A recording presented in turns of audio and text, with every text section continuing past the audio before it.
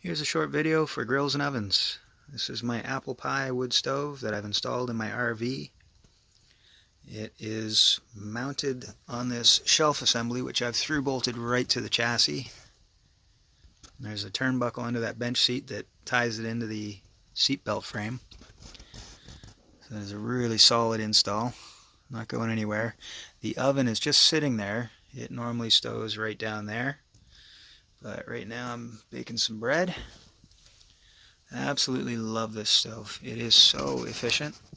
I've got the direct air option in the back here, which is a really nice add-on. Nice gear. This is a really nice stove. I absolutely love it. So thank you, Grills and Ovens.